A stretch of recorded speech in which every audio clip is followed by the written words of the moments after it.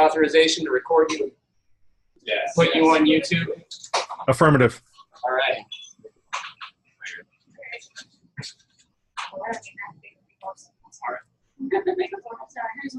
Sure. That's another one. Be ready. That was a pretty big. I am so working. Yeah. Oh yes, I've had this one before. I went down like months ago just to say what's up to Ben down there. He like busted out like all these beers. I was like 10 in the morning. I was shit faced before lunch, and I tasted this from the right. It was still young. And I was like, "What are you kidding me?" Like he did it like poured like a double to a Yeah. And I'm like, oh, what are you doing? a lot. The malt character on this is just out of sight. Smell it. You always want to start with a millet wine, something, palate, get warmed up. That's the problem. Again, I knew I wasn't really going to enjoy it. Everything else tastes terrible. It's just a hot bomb. Nice. It's real funny. So Sorry to everyone who's not drinking It does. this. This happens every time. You're right. It's plummy and pruny. So just a quick go around the room for introductions. I'll get out of the way. We can see who you guys are. You have your names there. This is Bob and Dominique. Oh, hey, Bob. He's not really there. There's Bob. Hey, Bob, you're muted. Oh, you're unmuted. Hey, we're going to go around the room and do introductions this time because everybody always says I forget to do that. So if you start with JP. All right, so I'm JP, owner and brewer of Beerly Brewing down in McClinnville, and I'm here. I brought some Resilience IPA, one of two dedicated gluten-free breweries that brewed it as far as we can figure out. And It's you and Eckert, is that right? Me and Eckert, yeah, and all the sales are for the victims of the campfire down in California. So, and we did it with about 50% Eckert malt, rice malt, intentionally. Want to make sure you get So, yeah, and that recipe will be, our specific recipe will be posted on gluten-free home brewing within a week or so. I just need to write it down. Hi, I'm Jason Igliasian Jones Yerger. Man with too many names. Former head brewer of Ghost Fish Brewing Company, Seattle's first dedicated gluten-free brewery. Now I'm back kicking it with the home brewers, my real peeps. It's nice to be back amongst home brewers after slaving away in the beer mines for the last 5 years. So to be here, and hopefully I can share some local expertise and help you guys make better beers. Here's We do have to make a whole fairly new to gluten-free home brewing, not new to brewing traditional style. We actually brought a sample of our first gluten-free beer. It's a chocolate chestnut brown ale, mostly extracts. We use some buckwheat groats in there. Loving the new information about gluten-free brewing as opposed to traditional, because it's fun. Yeah, I'm Andrea Pacheco, and we live up in Carson, Washington, so that's up in the gorge, near Stevenson and Cascade Flats, and just happy to be here. Awesome. Well, thank you for bringing homebrew. I think other than Ed Golden, you might be the only other people besides me who brought homebrew to one of these things. So I'm excited to have more people bring homebrew. Looking forward to the feedback. Totally. We've got some good tasting skills here. So That's what I appreciate of it too. And then we've got Bob Kiefer here. Say hi, Bob. Taking a big chug. Hello, everybody. How's it going? I think everybody knows me, but the cool thing that's coming online right now is the brewery that I'm starting in Southern California called Divine Science Brewing. So we've got some of our first appointments set up for next week because the batch just finished on Thursday, just finished up carving. So really excited to take it to market. Cool. So, yeah. Yeah, Bob is going pro, small scale contract brew at this point, but is that correct? Yep. contract brewing right now, and then hopefully building into a pipeline that allows us to self-fund most of what we're doing. Kid. Yep, dedicated gluten-free. So really super excited because gluten-free in Southern California is really actually gluten-reduced. So we're really trying to, put something on the market that's actually gluten-free. I'll have to reach out to the Divine Sciences owner / head brewer and see if they can get some beer up here for the anniversary party. Hell yeah. We'll see about that. Make it happen, Bob. Yep. I got you guys. Wait, no, Kale, you brought beer to a meeting once. Yeah, in August, I brought down a beer too. We were the only ones there, though. A meeting. It was you and me, and for half of it, James was here. And he looked at me disapprovingly like, this meeting is really going to be you and me and a guy who drove down from Seattle to see that Sounders game, like the Sounders game. But we've gotten numbers back. That August was terrible because it was like 108 degrees in here. Nobody was coming to the meetings. They were brewing, and it was noisy, and it was hot. And the ceiling drips. Yeah, they'll do that. Cool. And hi, Trevor. Good afternoon, guys. Thanks for dialing in. Yeah, always a pleasure. Hope to be up there next month in person. Oh, cool. That'd be great. So I wanted to. That's a good segue. I wanted to start before we jump into the presentation, talking about the meeting, the party. I don't know how big it's going to get. I'm hoping that we draw some people, homebrewers and others alike. I've kind of, I'll lean in for this part. I've kind of been reaching out to a community-based organization here called, I think, Celiac Pediatrics. Becca Hawkins is the founder. She did a podcast, and I heard about her, and I met her at Gluten-Free Homebrew Con, or Gluten-Free Food Allergy Fest. That would be awesome. You're sitting here. No, Gluten-Free Food Allergy Fest. And she's going to put it in her newsletter, and she's for sure going to come and hopefully pull some people, because one of the big things I want to talk about at the party is like 2019 goals. And a big one that I have for us as a club is to grow more homebrewers, people who haven't brewed before but have a diagnosis and miss beer and want to, seize the means of production for themselves. So that's a big goal that I have, is just bringing in more newbies, to help them get underway, because that's a big part of our outreach. Otherwise, we just become, the same dozen people talking about what our next batch is going to be, and we're going to try and mash it this way now. So, yeah, we'll try and get a lot of people involved. And then I know that Ed's planning on driving up, and he's going to bring his wee heavy. So if you ever wanted to taste it, Ed's really ridiculously delicious wee heavy. He just brewed it a month ago, and he's going to bring it up. It's aging on oak too. Nice.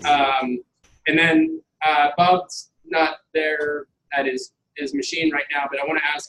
I'm not sure if he hey Bob, are you guys coming up for January? That's the plan right now. We haven't bought tickets or anything yet, but that's the plan. All right. Well, that would be great if we saw you. And then I think that the Dad's Red Ale should be done by then. Okay. And I'm going to try and procure a case of it for the party. Even if I have to buy it myself for the party, we'll get it. And then I reached out to the 12 North American gluten-free breweries. I got solid confirmations on donations from Holidaily, Oryx, Beerly, Moon Shrimp. I've not heard back yet from Ghostfish, Evasion. I have enough Evasion in my fridge that they're represented. And then the groundbreaker contribution would hopefully be Dad's Red Ale, since somebody in the club brewed it. Have you heard back from Rolling Mill yet? They are not. She messaged me today, she had asked for samples of mine to her, and I said, sure, send me samples too. And she's like, we're not packaging yet. That's what I was bummed Get out. a beer gun and just fill a couple bottles up. They said that first of all, their license in Ohio won't allow them to ship out of state. And I said, well, we have a local, Neil Rupp, came to the first meeting because he happened to be in town. Yeah. And he's been real helpful with stuff. He writes reviews sometimes for Lindsay's blog, Best Gluten-Free Beers. So he writes reviews for her and stuff. And he offered to, when they're available locally, he'll buy their beer and send it out. But they didn't make it. And I haven't heard back from NAF yet, from New Era. You know them. Yeah, I was actually just out there for 2 weeks, getting their first few batches going, helping with the. But they're not going to be distributing out the gate, or No, they're not planning on packaging until they've been in it for like a year or so. So we probably won't be able to get those guys. New Era Fine Fermentations. Are they going by the full name or NAF? Or? I believe they're mostly just going by New Era. Okay. That's the easiest way to say it. Sure. But they're also kind of in like a lawsuit with another company called New Era that makes like apparel. All caps, yeah. Yeah. They are litigious. I used to work for the company that did all their logistics and warehousing, and they're some real pains in the ass. And they're tight as hell. I worked their transportation logistics maps for 6 years. Evenings and weekend phone calls, all this stuff. They never once sent me a single like ball cap. Wow. And that's like that's NEF, right? And they NEF. go by, No, because there's also NEF, which is NEFF, which is like snowboarding. Oh, right, there's that. So when I saw that they were calling themselves that, I was like, Well, ours it's the is dude's last name. So he's got some purchase there. It is his last name. So if they tried to do a trademark infringement thing, he could say it's my last name. Like you can't tell me. And thankfully his dad's a lawyer, so he's got some backing on it. Yeah, names are hard. Yeah. Names are very hard. But and another one that's confirmed is Gutenberg said that they'll give us beer. I just gotta go pick it up from the distributor. So those guys are usually pretty tight with that stuff. Well, I met the rep at Gluten-Free Food Allergy Fest and leaned on him a little bit. I leaned on Ghostfish too, but they didn't. Yeah, it's I've got some insight into that, but I don't know if I should share any of it publicly. Okay, but I can throw some pressure on. I'm still in touch with everyone there, so we can talk. I was gonna try and follow up again and see how it goes, but if not, they're distributed locally, so maybe we can get a 6-pack. The goal was to try and get every distributed North American dedicated gluten-free beer here. And that reminds me also that Mike Bernstein, who does Buck Wild, is going to send up some beer. He volunteered. And Did you invite Lindsay Kay, the Best Gluten-Free Beers blogger? Not personally, but I can let her know. She's got an open invite to host a meeting. She doesn't make it over from Bend very often, but she's welcome. Yeah, of course. I'll reach out to her individually. Cool. Because I wanted to have her come and do a meeting here that would be like just commercial tastings, and have her do her thing, talk about all the beers, because she's reviewed more of them than just about anybody else. Yeah. So, anything else? I just wanted to talk about those things. I don't know how big this thing's going to get. I think that not big enough to rent out the front room, but probably big enough to take over the whole back room here and kind of do like we did after Homebrew Con, but maybe a little bit bigger than that. Do we know that they're not brewing beer that day? We might want to make a reservation for that. Yeah, I've talked with them and let them know the date, and I've kind of tried to stress the importance of, hey, this is a big meeting, like not like the other meetings, so hopefully that'll be okay.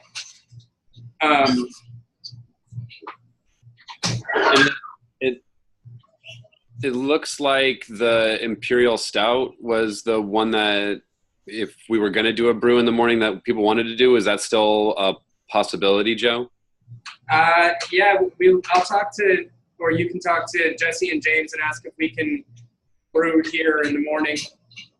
Sure, or yeah, wherever is clever. Yeah, we can definitely do that. And then the barrel that I have is just a Hungarian oak barrel that I got from a whiskey distillery. It is not one of Ben's fancy millet whiskey barrels. It is they use Mecca grade barley malt. It's not sealed with wheat paste. I can vouch for that. And it's never had anything in it. I've never put beer in it. I threw a couple bottles of 2-Buck Chuck in there to keep it wet, basically, and some Evan Williams through it once. Just various things to keep it seasoned. But it's just right now a very dry oak barrel, and I'll bring it back to life. Sounds sexy. Let's do it. All right.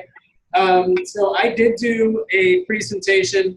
I have to tell you all that I didn't put nearly as much effort into it as I normally might. My life is falling apart because of the holidays and my kids' obligations and this and the Zymergy thing and my men's basketball league and everything else that's weighing on me. So I didn't put nearly as much into this. Yeah, I know. It's the world's smallest violin.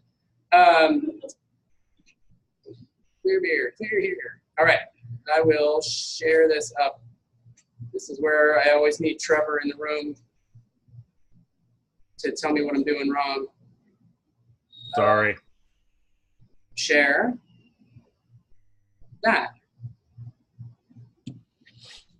Share. Hot dog. All right. So for a lot of us, this might be really basic information, and I wanted to keep it. I think with these, the best move for us is to keep them as high level as possible. And then when we want to delve into the minutia, that's perfectly okay.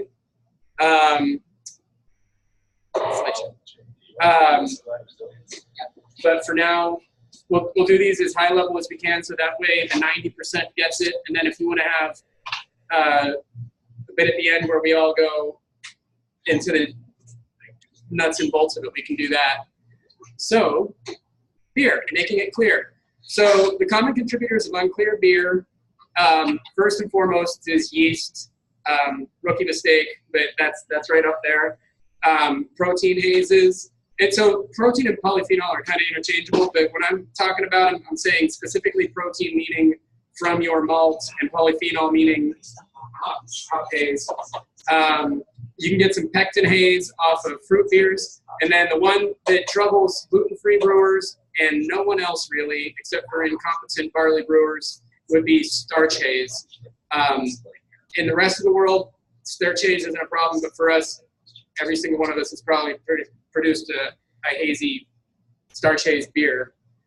So, like that, is it starch haze? So, first and foremost, yeast in suspension. It's technically not a haze problem, and it's pretty easily solved. The cause is that your yeast is not flocculating. And that could be for a variety of reasons. It could be because the strain you've chosen is not a very flocculent strain. For example, if you use USO5, it takes a little longer to flock out. When we talk about flocculation, first of all, we mean the yeast falling out of suspension to the bottom of your fermenter. So maybe you're using a strain that's not very flocculent, and you could choose one like SO4 that's really flocculent. It puts cracks in your garage floor when it falls to the bottom of your carboy. It's heavy stuff. A bad ferment can make yeast not want to flocculate very well, so make sure that you're using a lot of oxygen and make sure that you're using your proper nutrients and things like that. So some of the solutions here are time and temperature. So cold conditioning helps. If you can get the beer clear, the yeast will knock itself out, goes to sleep and falls to the bottom, and that works out great. When you're getting your beer into your serving vessels, either your bottle bucket or your kegs, rack from above the yeast. Don't suck a bunch of it down back into the beer after it's flocked out. And for bottle conditioners, you want to condition cold after it's carbonated. And when you pour, decant off the yeast when you're pouring. Otherwise, you're just dumping yeast into your beer, and it will appear cloudy. So starch haze, like I said, it's an afterthought for traditional gluten brewers because their mash temperatures line up pretty well with with their gelatinization temperatures. For us, we don't usually have an easy go of it. So, you know, you gotta be a pretty incompetent gluten brewer, barley brewer to screw this up. But for us, you can be pretty competent and still have a long brew day fighting against your grains. So the cause is unconverted starch. So you should always really be testing with an iodine test.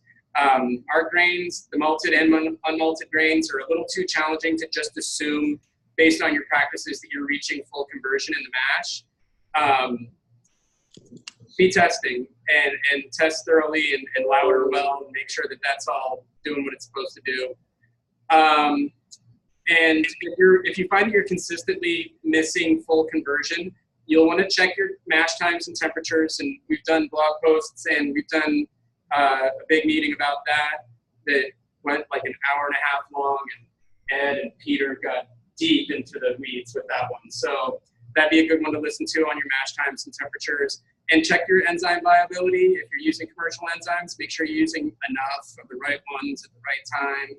And if you're going au natural, make sure that you're preserving enough of your clear wort in that decantation mash, which we talked about in that same one. But those are really the big issues there with starch haze.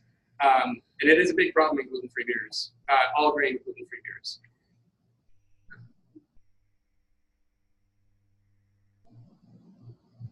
So when we're talking about the malt-derived protein hazes, we're talking about more or less chill haze, where the beer will appear to be nice and clear at room temperature, but when you chill it down at the lower temperatures, it will haze up, and the cause of that is proteins in suspension. A good way to fight that is right up front with your kettle findings. Use Irish moss or the Irish moss-derived product Whirlflock, which is a little effervescent disc of Irish moss that gets right to it, dropping those proteins at the bottom of the kettle. And then if some of it has made it into your finished beer, you can use things like gelatin, which is also great at dropping yeast out. And one that you talk about and I love as well, which is basically what I tell people, it's just basically vegan gelatin. Yeah. It's biofine clear, which works miracles. When I was brewing even with barley, that was the key to my Pilsner. It was just, you could do a Pilsner in 4 weeks pretty quickly, like ramp it up at the end, drop it cold, put biofine clear in it, and it was a finished Pilsner, really delicious. So got that stuff out of there. When we talk about polyphenol haze, I'm talking about specifically the fruit flies are starting to descend upon the beer samples. What's this one doing? Yeah, I'm not sure which was which. If I can get a little taste of it, I'll look better. I'll mention this might be the red. They're too similar in color. It's all a bit roasty. I feel like picking up water ice malt. It's a little tough after the Brazilians to really pick up. Yeah. This might be the grapefruit. The grapefruit's been sitting in the keg for a few months. My nose deceived me. That is. Yeah, that's definitely the grapefruit. Yeah, okay, and that would make this one the red. So yeah, it's the grapefruit. It's been sitting really cold and untouched in my fridge because I haven't been drinking much beer except for weekends, and it's basically just been sitting crazy cold, watery, basically. So a lot of the hop character's fallen out of it, but yeah, it dropped pretty clear. That'll happen when you're letting it sit that long for in that cold. This is a trip. This is like I just jumped in a time machine and went back. Like the first with that grapefruit IPA recipe that this I guess is a clone up. It's like the first gluten-free beer I ever made was good.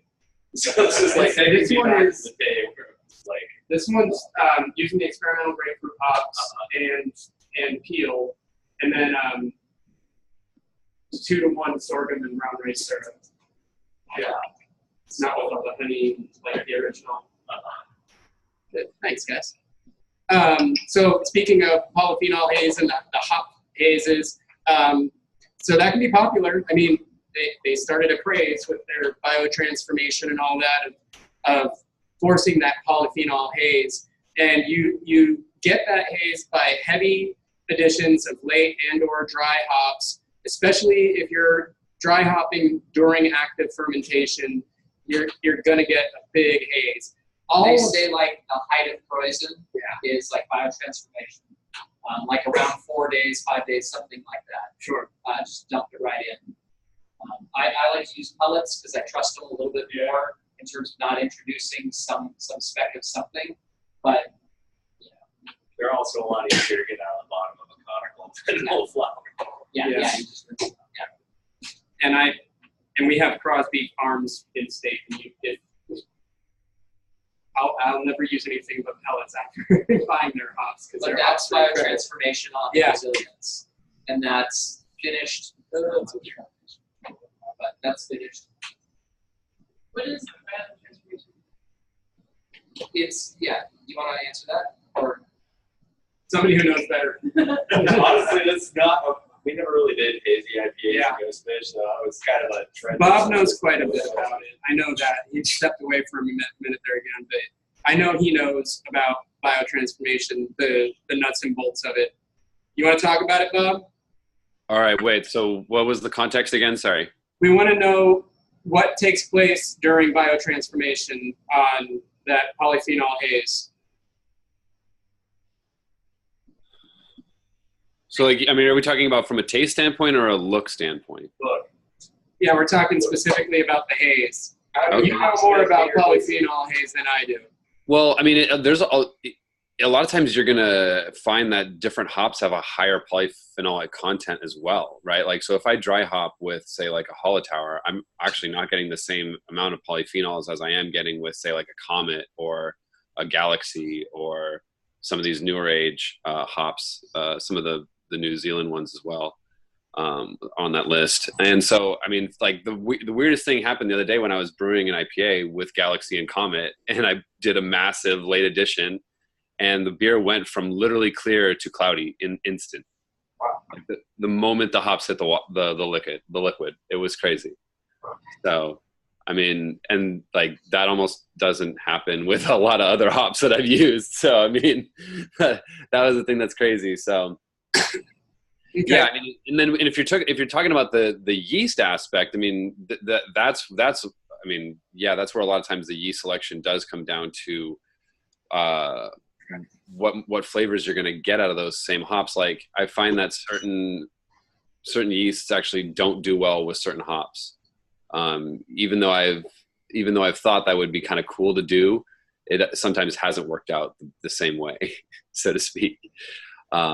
So yeah, I guess maybe I That's a homework question, I think, for what takes place, chemically or physically during the biotransformation process that causes that haze to act up. I mean, True. the other thing too is yeast can be a big source of polyphenols as well. Yeah, totally. Like what we normally think of as like a spicy or fruity character, like the Belgian strains, or especially like the wood beer yeast. Those are phenols. Right. So that's one of the reasons why wood beers are also so traditionally cloudy. Right. And also haze. Yeah, but I mean, even without that, I mean, like I've heard tons of wood beers that are all gluten-free and end up like practically milkshake cloudy. Yeah. Whereas like the same exact grain bill fermented with like SO4 or USO5 will come out crystal clear. It's really interesting. Good point. So ways that you can avoid it if you're seeking to make these beers that are more clear, you can reduce those dry hop additions and late additions, but you'll be sacrificing some of that hop burst quality.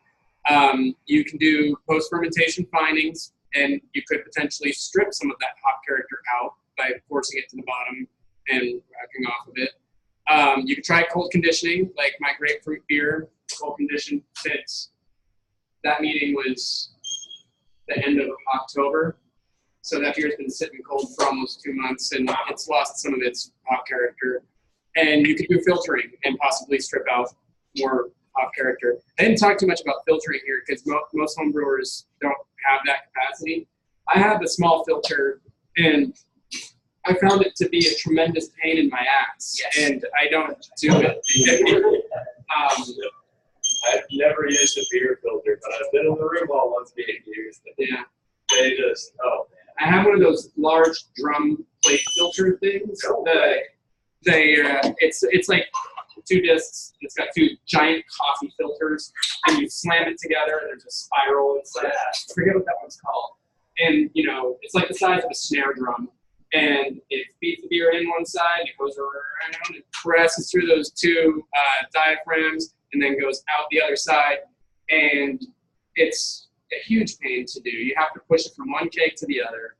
You got to get it as cold as you can. That's one very big thing about this. If you're filtering, always do it cold, or you will force chill haze upon your beer. If you filter it at a higher temperature than your serving temperature, you're asking for chill haze. So I found it to be a bother. It increases your potential for oxidation. It increases your potential for infection. You waste beer because you've got two coffee filters that fill up with your precious, $80 a batch gluten-free beer. The other thing too is it's so hard. I mean, I have this Sicilians is one of the first beers I've had reliably hazy that's not a wit. Most of the time, I can't keep any chill haze in a beer, and so like when I find something that reliably gives me those polyphenol haze, rejoice and do it again with a slightly different. This is an all grain beer though, right? You typically are using sorghum in the commercial setting. All grain asterisk. I added 2 pounds of sorghum because I had an efficiency problem the day of. Yeah. So this does have 2 pounds of sorghum in it, which you don't taste because it is actually it's super hot. it's actually added in the fermenters. So. Wow. What did you slurry it up with some boiling water? Yeah. Dude, just dump straight through. That's not gonna Slurry it up with boiling water, and then let the whole thing cool in an ice bath until I reach the finishing temperature. Because the yeast are already, I slept on it, and came back the next day, and I was like, I can't do this. I'm gonna risk this batch and see if this works. And added 2 pounds of sorghum in a half a gallon of water, which brought my starting gravity up to 1.060, which was exactly what the recipe called for. So. It's actually kind of a common technique for brewing higher gravity beers too. It's just make staggered sugar additions. Yeah. So you don't want to start with a ton of sugar anymore. Exactly. Bob talks about that too. Bob, I actually was thinking about you when I did that. I do that. I used to when I would brew more triples and stuff. That was my method with brewing triples. I was never happy with my triples at all. You mentioned his name. It's funny. You mentioned Bob's name. I have a question. What are you doing? Bob. I'm brewing a Heffelinson. Oh, he's brewing Heffelinson. Oh. I'm sad that Ed's not here. I know that he's a big admirer of you and your work. I was hoping that he would chime in. So last one. This is where Mr. Basil Hayden was catching up with me, and I was running out of gas here, drinking bourbon and typing this up. Pectinase, common in some fruit beers, ciders, wine. The solution is to add pectic enzyme and allow that to work on the pectin and chew it up, and you won't have that problem anymore. I don't do a ton of fruit beers.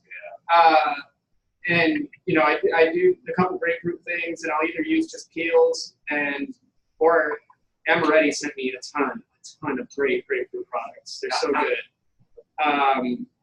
And then I did a berry one, and I didn't get haze off of it. I just didn't like that beer. It really clashed hard with, it was a sour. It was a kettle sour that I added a bunch of my neighbor's blackberries into, and it didn't go well with the sorghum. I still have that beer sitting in the back of my longer fridge.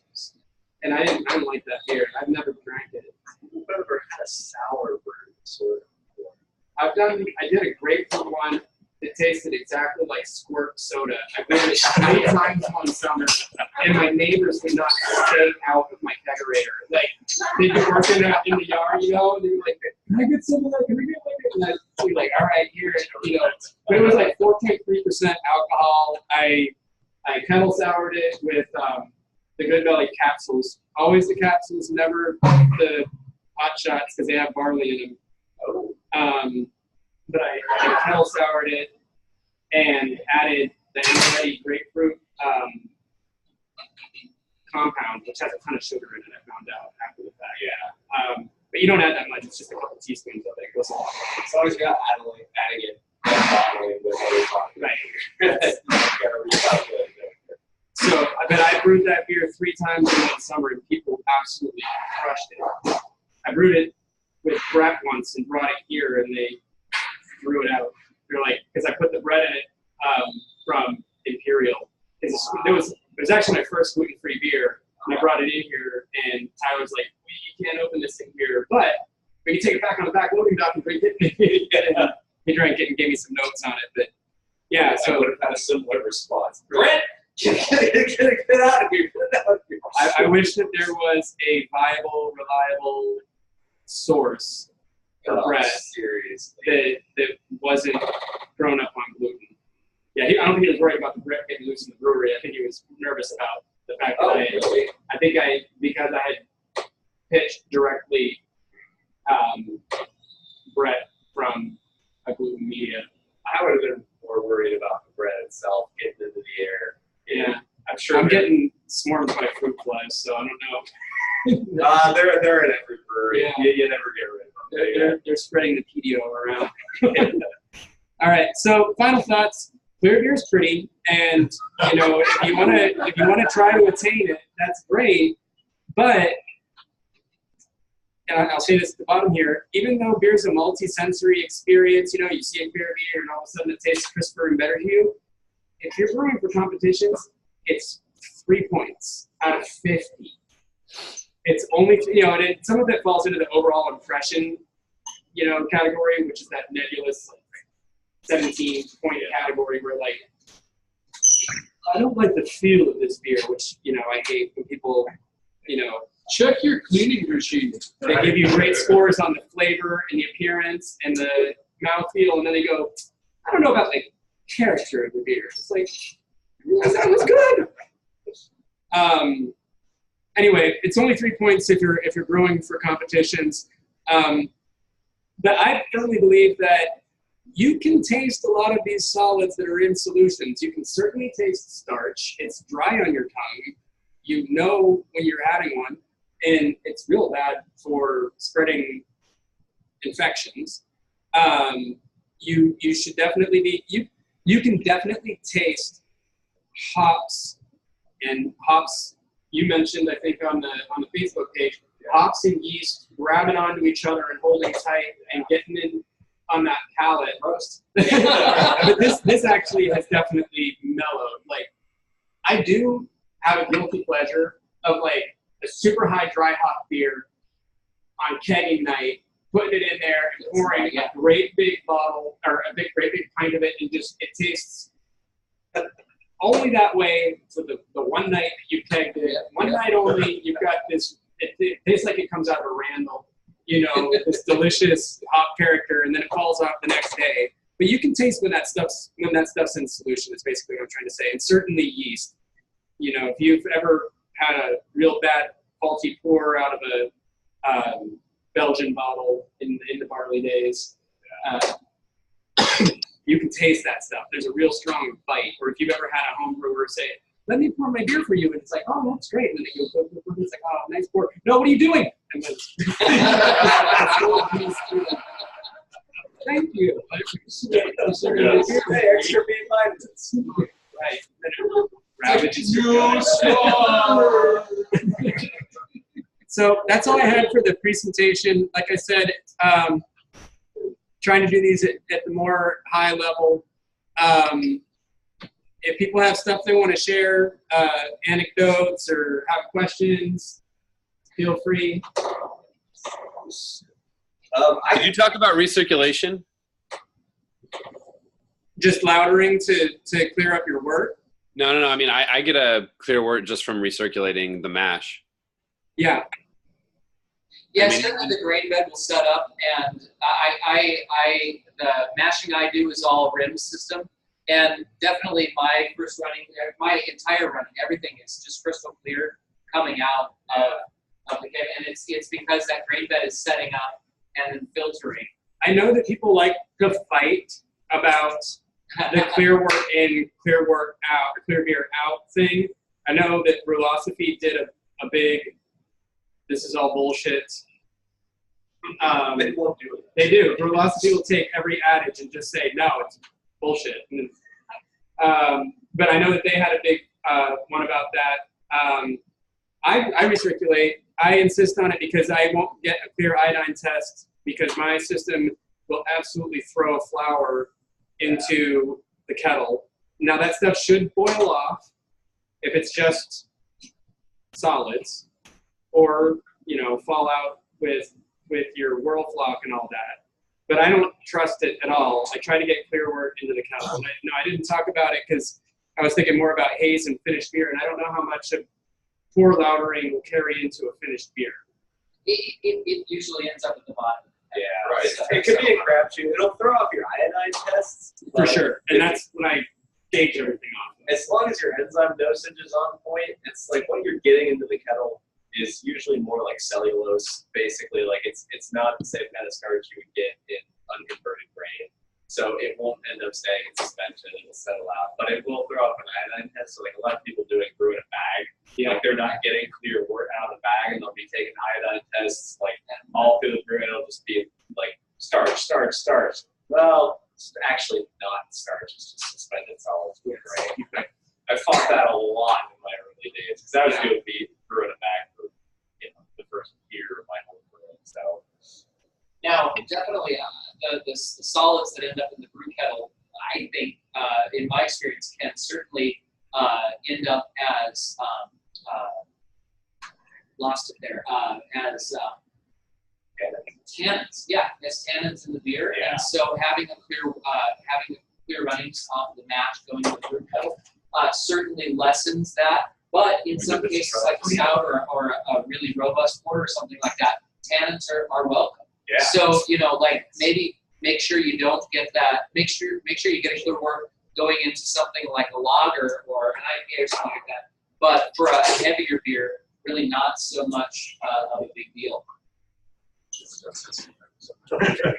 True. And then also, I usually take about a cup out of the mash and then cool it down. And a lot of the solids will actually fall out of suspension because you're cooling it down.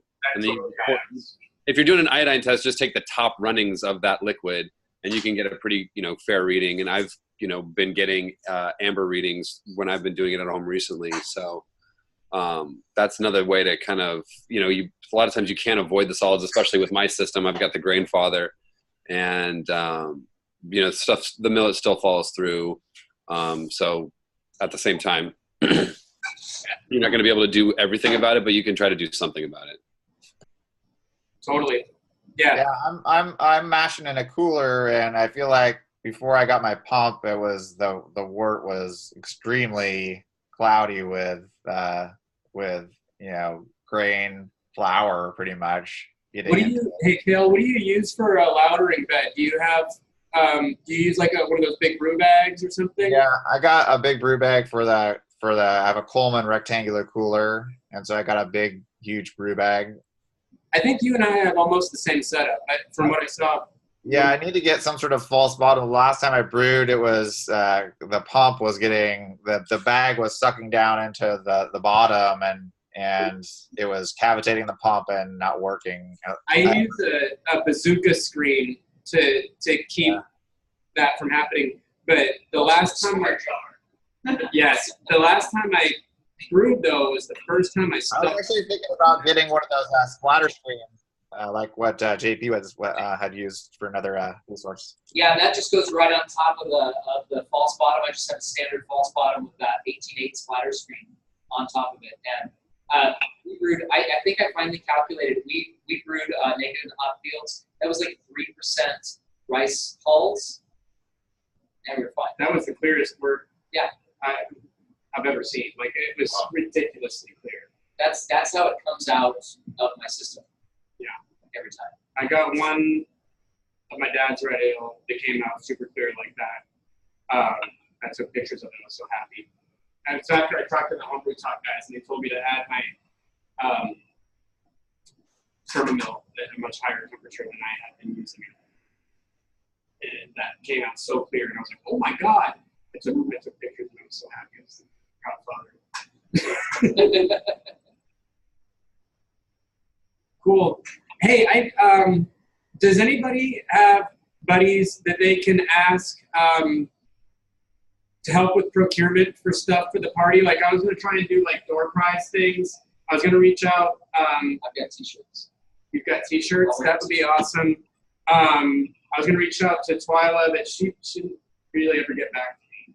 She's swamped. Yeah. She can be impossible to get a hold of sometimes. I was gonna ask Rouse. I was gonna ask CMC. I was gonna ask Jim Eckert, if they want to donate maybe like some bags of stuff. I can usually get hops. We're in Oregon. You can pretty much, you throw a rock and 3 hop cones fall off, whatever you hit. You know what's really cool is that little cattle, that little booklet that you have here. The gluten-free online. Yeah. Well, he's coming up to the party, right? Ryan's coming up? Yeah. Oh, that's going to bring years. Yeah, it's coming up to the party because, that's another big thing that I don't feel like we're pushing enough. If you have recipes, please submit them to gluten-free homebrewing because Brian's giving us $1 for every single one you enter. And there are prizes. And there are prizes. You could enter, we get $1, you could win 50. There's 3 people winning $50 gift certificates. Two people? 2 people are winning $50. 1 person is going to win That's right. their beer, and they get a t-shirt. And they get So I think of that as the grand prize. Yes. But others might think of that as the 3rd prize. That's kind of how I felt whenever Bob's prize for coming in second was a $100 gift certificate to Bob's Red Mill, and my prize was we get to brew your beer, and I'm like, I want to get some beer. We haven't really talked about that yet. I mean, this is fun and it's an honor, but $100 is nice too. That's why we put it at the top of the poster, Yeah. so that it didn't. Yeah. No, it's good.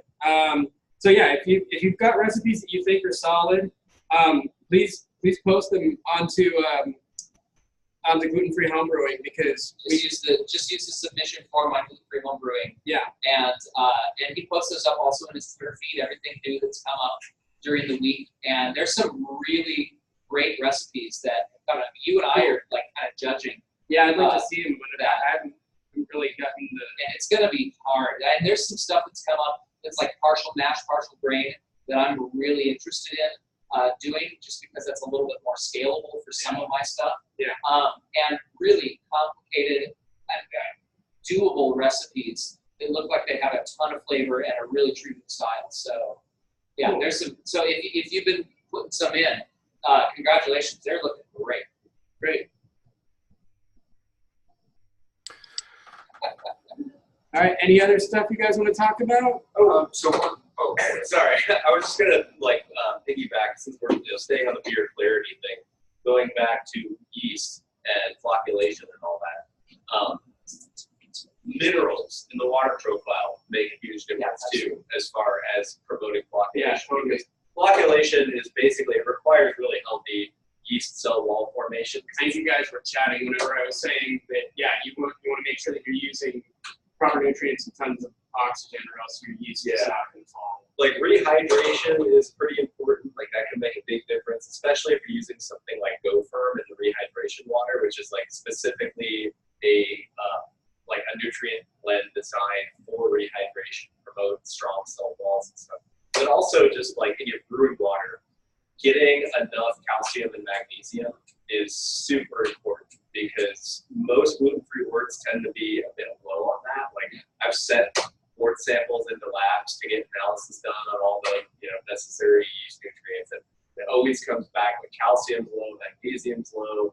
I mean, even if you're doing like what would be like a traditional water profile, like something off of like Brewer's Friend or something like that. Yeah, like they've got all these traditional water profiles. Like you really have to get the calcium and the magnesium up over like the 10 to 15 parts per million. Because there's less calcium and magnesium in millet, rice, and bucket than would be in barley wheat, right?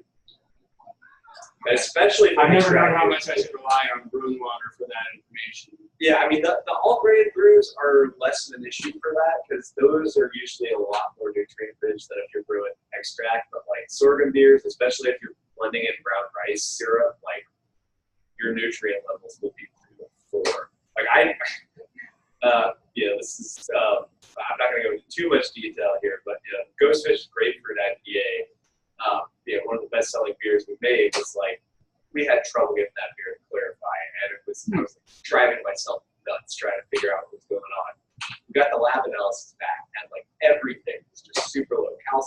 It's like 0.5 parts per million or something like that. Even fan was like 30 parts per million. You know, so everything Greece likes to say about their sorghum syrup, oh yeah, it's got this much fan, it's like barley wort. No, especially not when you're adding like candy syrup or brown rice. Like all your nutrient levels will be super low. Like, you've got to treat it like cider if you want it to ferment completely. Yeah, and like even to the point of adding like time-release nutrients into the fermenter. I've had to definitely do that. I had to do that with, I think, the red ale. I had to do that with. I might have had to. I had to do it with the grapefruit beer the other day too. I had to add some Y yeast or some. It might have been the Brewcraft yeast energizer at the end there because it kind of stalled out. I'm like it's super crucial. Yeah, it's. Question on that. Like, so if you're still hitting your end gravity, you're doing the yeast nutrients not so much for the yeast to stay alive, but for clarity. Yeah, clarity, health, just general. Like they can produce some off flavors if they don't have everything they need. I mean, it's pretty rare. Like honestly, like most sorghum beers will ferment out okay eventually, but like in a commercial brewery, like time is very important. And like that beer for us was always like it would take 3 times as long as any other beer that we were making because it was the only extract beer. And like so if you can turn a sorghum beer in a week, like drain the glass, it'll be done and fine if you get the nutrient levels that. But I see it a lot like in home brewers, like they'll have these sorghum brewers that like A, they never form any crossin, and B, they will just take forever to hit target gravity and forever to flocculate. So it's usually a nutrient. But yeah, just want to throw that out there for the benefit of the record. great. Thanks. No, it's a great point. All right. Yeah, sorry. I had a sort of comment. I talked to Joe a little bit about this, but I have a good friend of mine has quite a brewing pedigree. He worked for Great Western Malt Company. He worked for Y Yeast, was a brewer at Wholesale, head brewer at Thunder Island for a while. But now he works for a yeast company called, probably you're familiar with Lillemont. And they have like he's like a North American rep for Lillemont now. And they have a whole dedication towards homebrew clubs. And they really want to help out however they can homebrew clubs. So he talked about, and this was just I met him over a beer, and he talked about if you want to be sponsored, that means money to do fun stuff. You know? I don't know the details of that, but I know he's always good at, whenever I see him, he's always giving me samples of stuff. He gave me a brick of Belle Saison yeast last time, dry yeast. So anyway, he's really interested. He said he would love to come and do like a off-flavor profile, little spiel if we wanted, or just, maybe we could get some swag for the party in January. Oh, that'd be great. Anyway, he's a good guy, Brian Perky, a good friend of mine, lives up in Bitter, known for a long time, and so that's just kind of a down road sort of thing if we want to discuss it. No, I love the idea. It'd be great to see. I think that a future topic, yeast profiles, would be a great one if you can work with us on bringing up some gluten-free test batches with this yeast. We can come and do a spiel or talk to us about it. Because I'm looking forward to the day when I don't have to do every one of these presentations, and those would be great. That sort of thing would be great. I was talking to Crosby about doing a hop profile thing with them too, and having Zach come up and do their thing. But I asked them at HomebrewCon, and they were too busy, and then everything else becomes too busy. Or no, it's not HomebrewCon, it's CDC. And just like, can't do the pen, can't do the pen. Now it's harvest, can't do the pen. Now it's the holidays, can't do the pen. It's just like, well, I'm sure that there'll be a time that they can, or we can go down there for harvest. It's a fun thing to do too. If you've ever been to a hop farm and harvest, it's one of the real treats. Like the air smells like you just opened a fresh bag of hops, and it's incredible. It's so dang. It's like they have the entire town smell like Yeah, you go down to Woodburn, and You know, it's funny, in Woodburn, there's that outlet mall, and behind it is Crosby's Hot Farms. Like miles. Like if you go around the corner from the outlet malls, there's Crosby Road.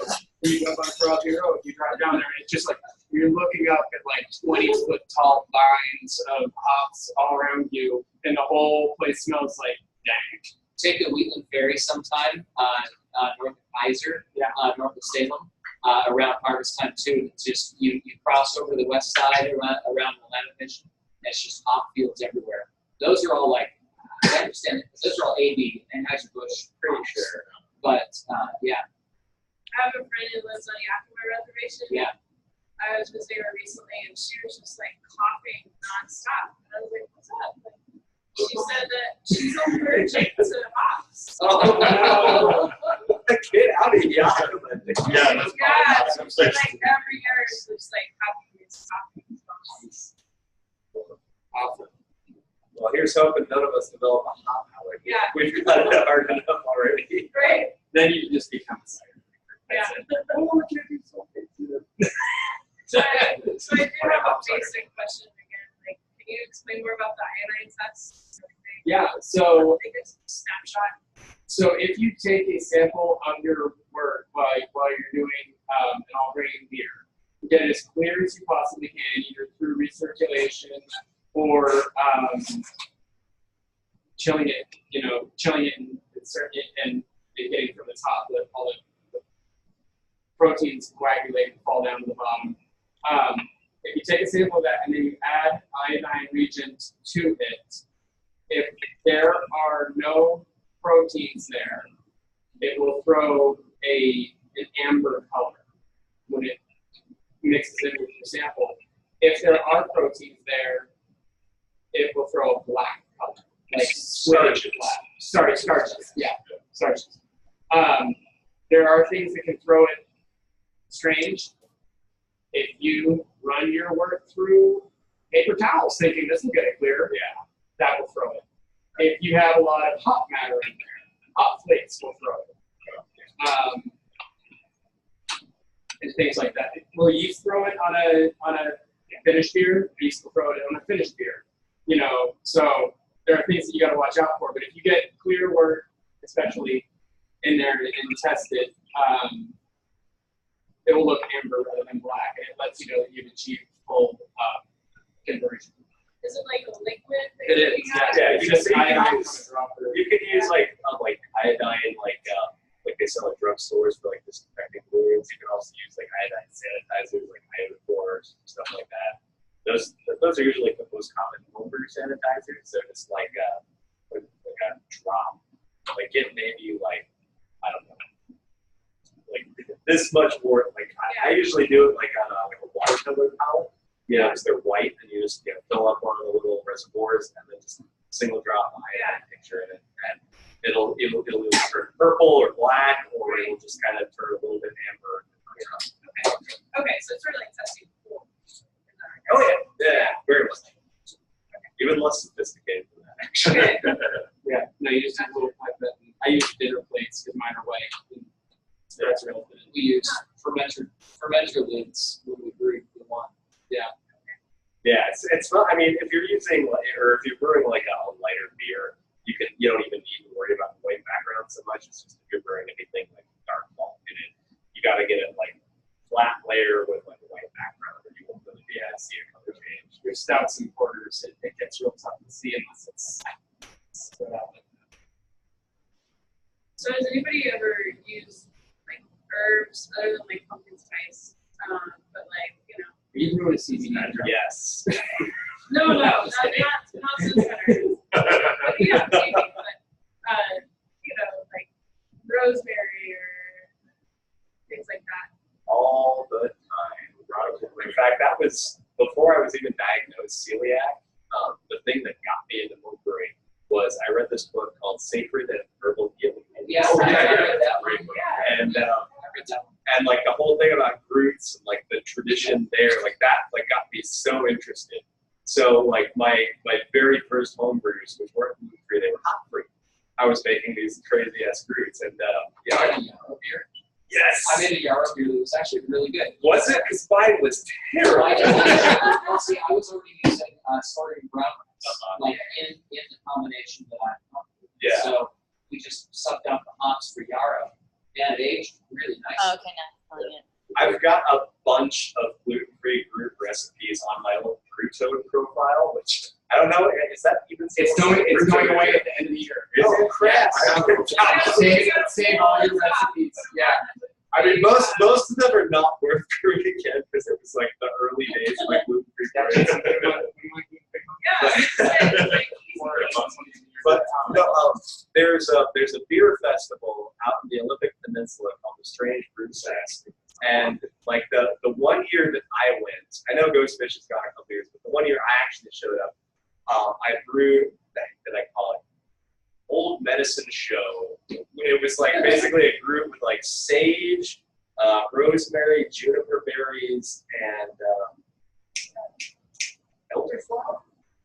I basically stuck to the stuff that is like FDA approved. I didn't want to get too fancy with like the marsh rosemary and all that stuff, but people loved it. I was shocked. Like, okay, here's a gluten-free, hop-free beer and this crazy-ass brew festival, and people were all over it. So it's, yeah, you can do all kinds of fun stuff. How much sage did you use? Because I've been curious about sage. Yeah, it's a good question. I'd have to look at the recipe. It wasn't much, like, you know, if you were brewing like an IPA with 4 different hop varieties, about the same by weight as you would do for like your secondary hop variety, not like the featured hop, but like the support hop. So wet or dry sage? Dry, yeah. I didn't have access to any like herb gardens or anything like that. It was all stuff like herb supply. So it is. But I was just thinking about your grapefruit and how that counteracts metallic twang. Right. So then I was thinking, well, if you're not really that into grapefruit, there's these other herbs that are berry, just like grapefruit. So it seems like that would be chamomile is great in beer. It ends up tasting like coconut. It is the weirdest thing, but like one of my favorite beers I've ever brewed was like a chamomile lime IPA. Oh yeah. And it was like, so it's like chamomile, lime, and I think the hops they use were like Sriracha Ace, lemon drop, and I've never seen lemon drop. maybe Citra. I don't know. It's been a while. Like the chamomile, like that is always my go-to for like herb beers. It's just so. Teas are interesting too. There's a podcast I listened to 6 months ago. They're talking about teas mostly as like primary additions, like basically like dry hop additions, teas, and kind of varies by it. They talked about chamomile as one of those. Yeah. Yeah, tea would be great. Like a nice green tea or matcha, something like that. Yeah, there was a matcha. I'm more interested. I drink a lot of lime souchong. Yes. But I don't know that it will. Like I did kind of some research on it, and I think it kind of would end up tasting like wet burnt cardboard. Dude, no, you could. That was before anybody was making smoked gluten-free malt. Yeah. I did. It was like You have to.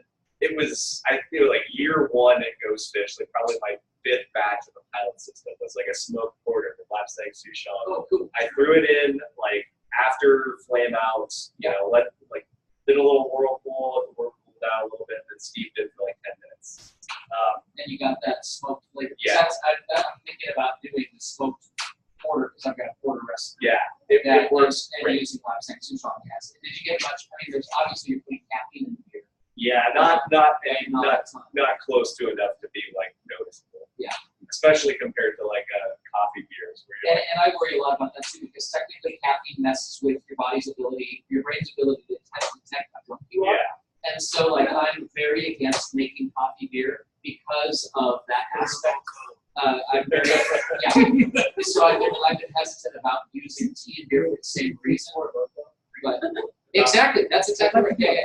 Or you know, like back in the day, you know, vodka and Red Bull, man. Yeah. Or just an Irish coffee. You know? Yeah. But no, with coffee and beers, it is pretty hard to get enough caffeine to like make a difference. Like I did some calculations. We did a coffee porter at Ghost Fish one year for a winter seasonal, and the customer was like, I'm sensitive to caffeine. How much caffeine is in this? And so I did a little calculation. It's like, assume it's like making cold brew coffee. Like you're just not using enough coffee beans to get it noticeable. Like not even close. I got some traditional brew style golden coffee ends, which I had a couple of those before I got caffeine diagnosed. kick. Like, holy cow! I'm about to run a marathon. Wow. Well, I know Groundbreaker does their coffee pale ale. I think Yeah, they did that last brew. year. Yeah. And That'll get you jazzed. Dan did the coffee porter, but that was straight into the boil kettle. Hey, Peter, what's up? So Peter, I think you got the time calculation wrong. We're just wrapping up. Just like it. Can you hear me? Oh, hi. If you were asking me, yes, I can hear you perfectly. Thanks. You knew that we were wrapping up? Oh, okay. Yeah. Sorry, I was late. I just wrapped up a brew day. Good to see you. Yeah, good to see you too. Cheers. Is that cheers. your buckwheat beer? Yes, exactly. So this is what I call my chestnut ale. Buckwheat and chestnut ale? Cheers. Yes. Beautiful. Thanks. You're an excellent beer photographer. I appreciate that. Oh, thanks. I guess this is like kind of a running joke. Yeah, there's a little bit of a meme. I was taking beer pictures, and then I try to make them pretty. I'd find a place in the house where my wife had decorated. I'd stick the beer there. I'd take the picture. And then Phil Blundell from Australia kind of made a joke like, all right, now I'm going to one-up you. And he did some elaborate, he took like a bowl of fruit and put his beer in, I took a picture. I'm like, all right. So we kind of said like, okay, no, this is the standard. Now you have to achieve this much or else, and it kind of became a joke.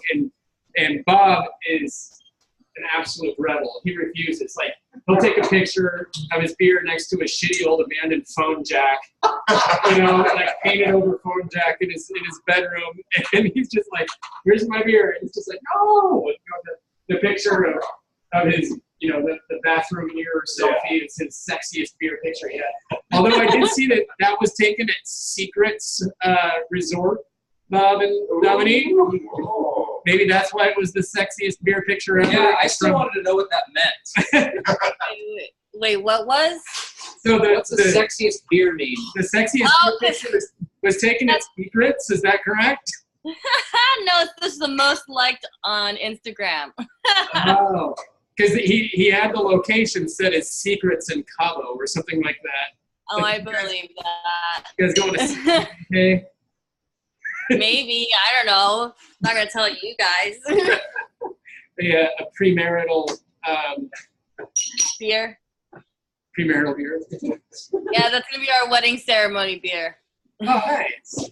When are you guys getting married? Just got my dress picked out. Oh, nice. So probably next May. Cool. Yeah. I like how you're very chill about this. Like, my wife had every minute planned out. No, I have not Especially when planned I would propose. Just kidding.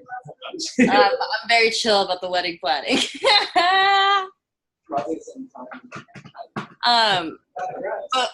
So I really want to make, I just thought of this right now, I'm not sure if this would be complimentary for stout, peppermint chocolate stout. Yes. Yeah, I've had some mint chocolate stouts that are good. I made Have you ever had one? and a really bad one. I can imagine. Gotta go. Oh. Like a Mexican chocolate peppermint stout. So it's not too sweet. It has a little bit more difficult spice. to get the right kind of chocolate flavor. I find cocoa powder in the mash is usually the best way to go. But there is a company that makes like a liquid chocolate. They call it like Chilaka or something. You can add that right into the fermentation tank. But I think the cocoa powder gives better results. But yeah, it's as long as you don't over hop the beer, because bitterness, peppermint, and dark beer do not combine. Yeah. And the cacao nibs are awesome. I was talking to JP. Cacao nibs are awesome. I get them at Grocery Outlet. I don't know if you guys have that down there. We do. Yeah, Grocery Outlet always has cacao nibs for like $9 for a 2-pound bag. And it's like, are you kidding? Because the homebrew store sells them for like a couple ounces for $9 or $10. Okay, So it's I the got 'em. same difference. But I soak those cacao nibs in vodka, like potato vodka, and then dump them into a stout. Potato vodka. Some vodkas are made from grain alcohol, some are made from potatoes, some are made from corn. So wait, you soak the cacao nibs in a potato vodka? Yeah, that's a great way to make Yeah. homemade chocolate extract. Yeah, What also what helps it does too- is it's like a tincture. Do you blend it? No, I might smash it a little bit with a mortar and pestle and then add the desired amount into like a cup of vodka in a mason jar. Let it sit while the beer is doing primary fermentation, then dump the whole slurry in there, and then you get the tincture and the husks themselves of the cacao, and the whole thing gets real chocolatey. And also, Very cool. like, throw a little vanilla bean in there too, and that, like, for some reason, chocolate and vanilla really synergize each other. Like, chocolate on its own could be a little bit on the bitter side, but that extra, like, little vanilla gives it some sweetness that really brings it out. Yeah, the first meeting I brought a porter or stout here that was a sorghum beer, but I put it the cacao like I mentioned, and then I had a whole vanilla bean in the keg. Yes. And it was smooth. Any chocolate style beer I've ever gone over with vanilla bean or some kind of thing. Just Vanilla accentuate it. works great too. It's got some sugar in it, as long as you're not. But so then, has anybody actually put peppermint extract? Yeah, I The prefer to peppermint use the. teaspoon? I kind of think you're better off if you use the actual leaf, especially if you can get one of those like funky varietals of mint. Like there's like chocolate mint or orange mint or apple mint. Chocolate mint one year. It's really easy stuff to grow. I mean, it'll grow. yeah. It's a yeah. Oh, the actual mint, the chocolate mint leaf you're talking about. Yeah, that's the varietal of mint is chocolate mint. That was good stuff. The good chocolate mint stout I made used the chocolate mint. The one that didn't come out so great, I used regular peppermint extract. But I think the thing that killed that beer was that I used Polaris hops because I heard those had like this nice peppermint character. They're also 22% alpha acid. Okay. I've literally never seen a hop with that high alpha acid. I got some Magnum one year that topped out at like 20.5. Yeah, but that's nuts. I had this recipe planned out, and then I actually got the hop shipment in, like looked at the alpha acid, like, oh, I better cut that in like half, and it was still way too much. That beer ended up undrinkably bitter and minty. It was like mouthwash espresso. It was Oh, not God. a great.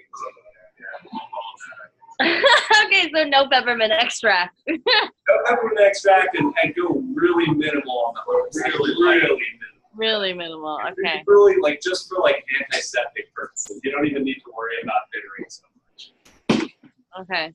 I'm a big fan of laurel hop. I think that one's kind of subdued enough. Laurel's nice. It's a really like flowery, gentle kind of hop. I have some from Homebrew, but I haven't brewed them yet. They gave me a bunch of the what's that refuse product that they're selling? The debittered leaf. Yeah. They gave me a bunch of that, and my wife makes beer soap, and I just gave her all of the debittered leaf and said, like, you can put this in your, stop using my good hops, and you can make your soap with this in it now. It's great if you want to make a lambic, but man, they are really reaching for that product. I love it. Repackaging your garbage and then selling it as American Noble. It's like, that is quite a commentary. Like, this is the American Noble hop. It's like literally our garbage. Oh man. Yeah, say beer is not political. Alrighty, guys. Should we wrap it up? It's probably about that time. Sorry that we missed you for most of the meeting, Peter. Well, go for it. Yeah, here, wait, get his attention. Oh, Bob has a question. No Really worries at all. I just really, after. I just wrapped up a brew day here pretty late, and I wanted to say hi after it. Hi, thanks for dropping by. Are you going to do some documentarian work with your malting process on all those grains you just got? Yeah, I promise I will do. Cool. We can do a blog post of it if you want. I mean, I think you're an admin on the blog. you can just edit it, and I can take a look at it if you want. Okay, that sounds like a great idea. Let's come back to it. Yeah. I was thinking maybe an Australian would do that, but you beat them, even though it's tomorrow there.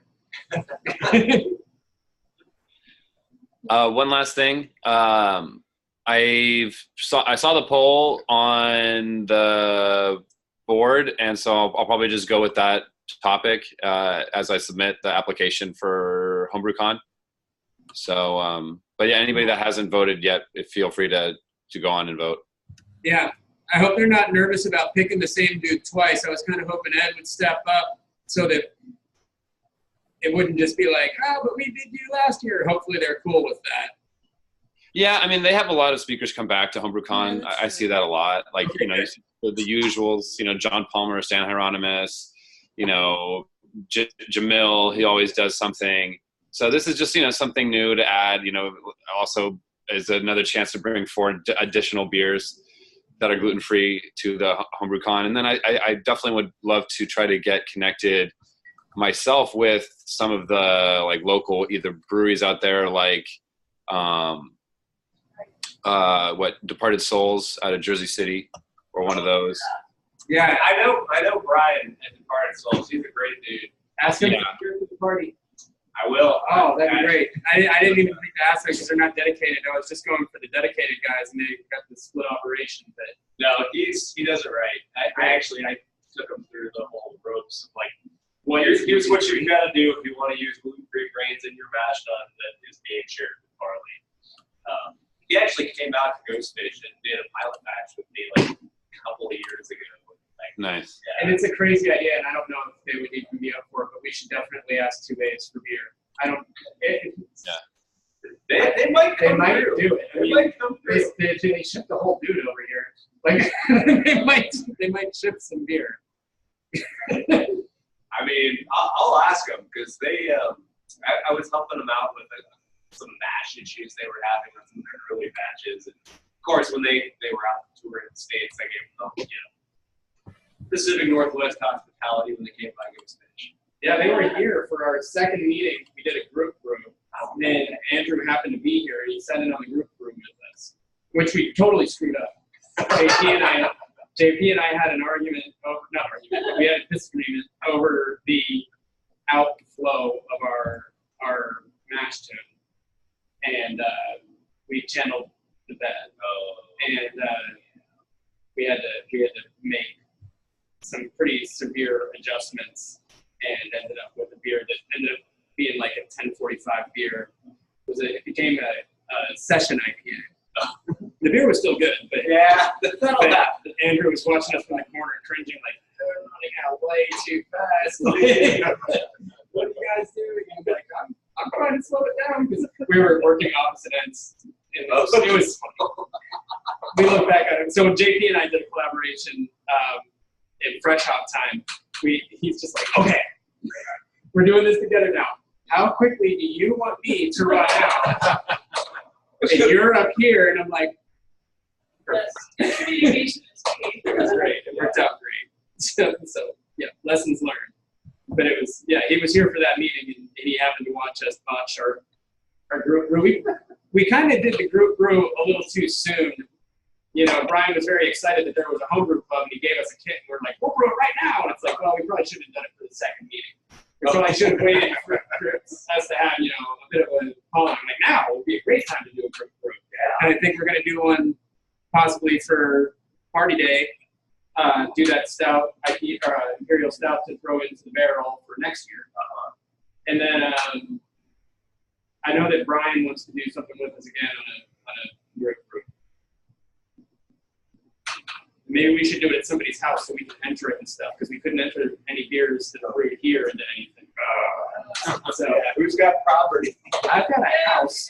Yeah, but we're not close to it. Yeah, that's true. Everybody's gonna come an hour up the door. But in the summertime, it'd be awesome. Yeah, actually, we got it really nice. Yeah, I've heard It of used other to be a places. nano brewery with the view, the amazing view of everything. It's still that. It's just not. It's perfect. It's perfect for a home brew club. Count me in. Yeah. So I love people are down with traveling to Homebrew Club. Yeah. You can Definitely not going to be my place. I live in like a 300 square foot studio apartment down in Milwaukee. Oh boy, yeah, that'd be tough.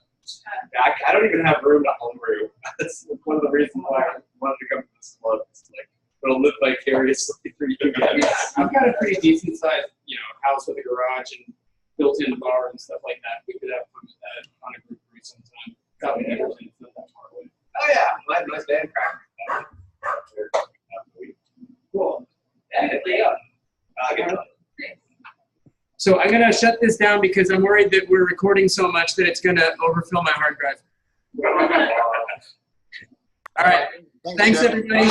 I'll keep everybody posted on party plans. I'll see you next month. Sounds good. I'll try to make it.